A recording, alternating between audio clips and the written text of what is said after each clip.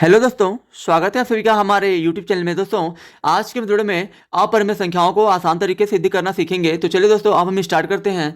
जैसे कि हमारा क्वेश्चन दिया गया है, सिद्ध करें करड़ी में दो एक अपरिमेय संख्या है। तो दोस्तों, कभी भी आपको एक ऐसी संख्या को सिद्ध करना हो जो मतलब करड़ी में दी हो, तो दोस्तों इसे सिद्ध करना बहुत ही ज़्यादा आसान होता है। बस दोस्तों आपको करना कुछ नहीं है। अगर दोस्तों यहाँ पे आपको बोला गया है कि हाँ ये एक अपरिमेय संख्या है, सिद्ध कीजिए, तो दोस्तों इसका आपको उल्टा मानना है।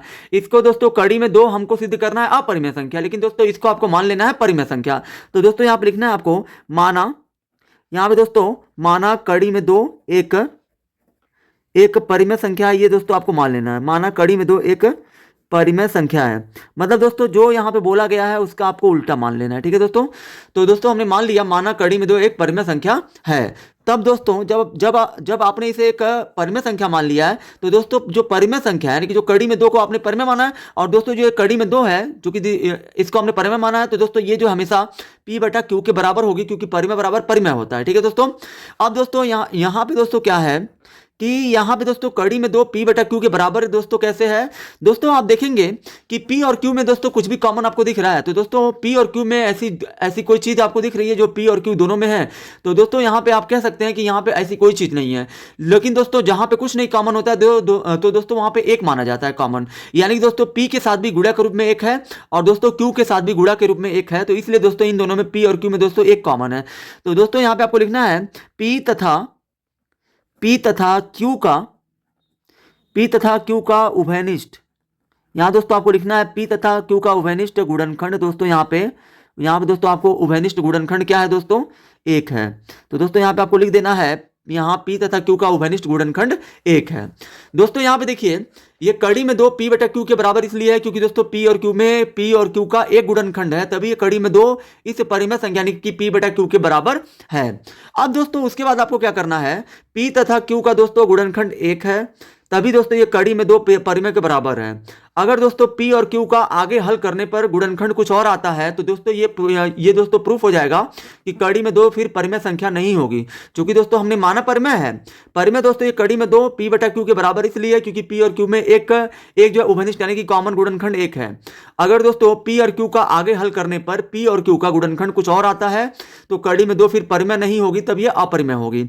अब दोस्तों यहाँ पे आपको लिखना है दोनों पक्षों का वर्ग करने पे, यानी कि दोस्तों यहाँ पे आपको फिर दोनों पक्षों का वर्ग करना है, दोनों पक्षों का वर्ग करने पर। तो दोस्तों यहाँ पे जब आप दोनों पक्षों का वर्ग करेंगे यानी कि कड़ी में दो का भी वर्ग करना है, फिर दोस्तों आपको p बटा q का भी वर्ग करना है।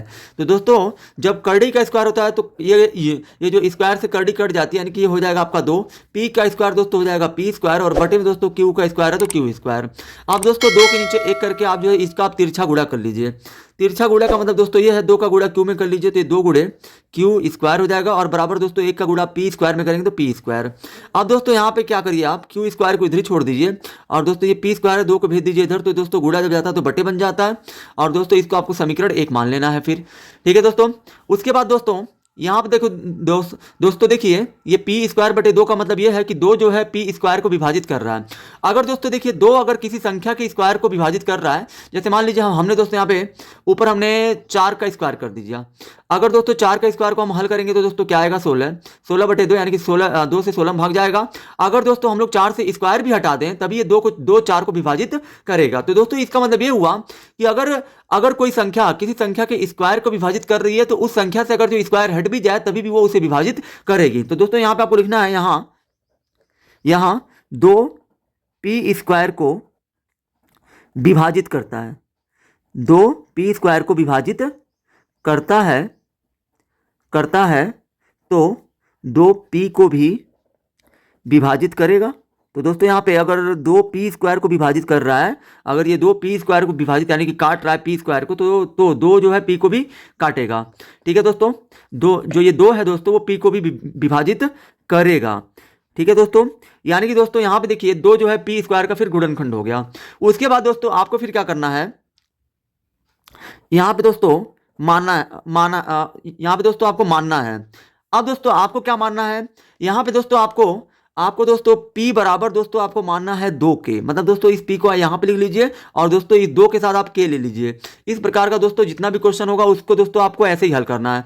अब दोस्तों जो p बराबर 2 के है, 2k, माना p बराबर 2k को समीकरण 1 में दोस्तों आपको रखना है, समीकरण 1 में रखने पर, यानी कि दोस्तों यहाँ पे आपको p बराबर 2k को समीकरण 1 में रखना है, यानी कि दोस्तों समीकरण 1 को आप फिर आप लिख लीजिए q स्क्वायर बराबर p स्क्वायर बटा 2।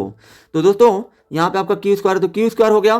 फिर दोस्तों यहाँ पे देखिए p की जगह पे, दोस्तों p की जगह पे आपको 2k रखना है, यानी कि जो p है यहाँ पे 2k रहेगा, और दोस्तों स्क्वायर है तो स्क्वायर बटे में दोस्तों 2 है तो 2, और q स्क्वायर है तो q स्क्वायर।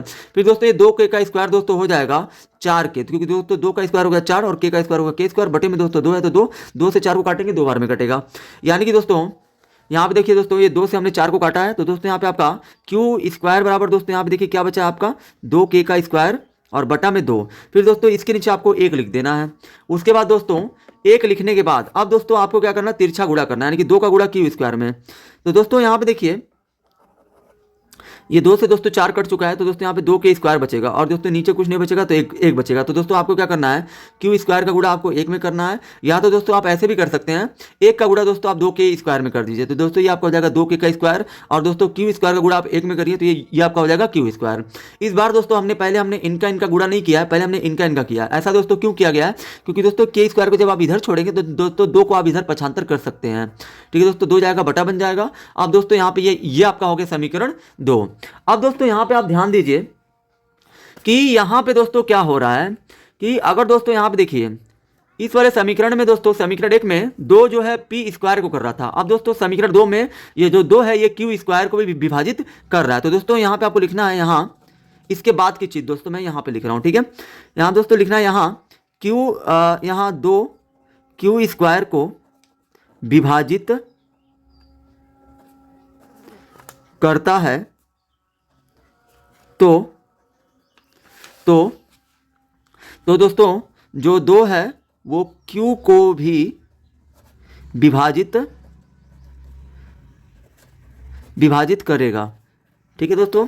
यानी कि दोस्तों यहाँ पे देखिए अभी जब हमने इसे माना था शुरुआत में तो दोस्तों p और q का गुणनखंड 1 था, लेकिन दोस्तों समीकरण 1 और 2 से अब दोस्तों यहाँ पे आपको लिखना है, यहाँ पे दोस्तों आपको लिखना है समीकरण 1 तथा 2 से, समीकरण 1 तथा 2 से। तो दोस्तों समीकरण 1 दोस्तों आपका क्या दिया हुआ है, तो दोस्तों समीकरण 1 आप देख सकते हैं q स्क्वायर बराबर आपका दिया था p स्क्वायर बटा 2, और दोस्तों समीकरण 2 आपका दिया है, समीकरण 2 दोस्तों आपका दिया है k स्क्वायर बराबर दोस्तों आपको दिया है q स्क्वायर बटा 2। ये दोस्तों आपका समीकरण 1 था, ये दोस्तों आपका समीकरण 2 था। समीकरण 1 में दोस्तों 2p स्क्वायर को कर रहा है, यानी कि 2p को भी करेगा। अगर समीकरण 2 में 2q स्क्वायर को कर रहा है तो 2q को भी विभाजित करेगा। इसका मतलब दोस्तों ये है कि ये जो 2 है वो p का गुणनखंड है, और यहाँ पे ये भी 2q का भी गुणनखंड है। यानी कि दोस्तों अतः कड़ी में 2 एक अपरिमेय संख्या है। यानी कि दोस्तों ये आपका सिद्ध हो गया कि जो कड़ी में 2 है ये आपका एक अपरिमेय संख्या है, क्योंकि दोस्तों यहाँ पे यहाँ पे दोस्तों p का जो गुणनखंड है दोस्तों 2 है, और यहाँ पे भी q का गुणनखंड 2 है। अगर दोस्तों शुरुआत में दोस्तों हमने माना था कि p और q का गुणनखंड 1 है, लेकिन दोस्तों यहाँ पे आ जा रहा है 2, यानी कि दोस्तों ये हमारा विरोधाभास था, ये हमारा मानना गलत था कि कड़ी में 2 एक परिमेय संख्या है, अतः कड़ी में 2 एक अपरिमेय संख्या होगी। आई होप कि दोस्तों आप सभी को ये वीडियो बहुत ही ज़्यादा पसंद आई होगी। अगर आप हमारे चैनल पर नए हैं तो हमारे चैनल को सब्सक्राइब जरूर करें।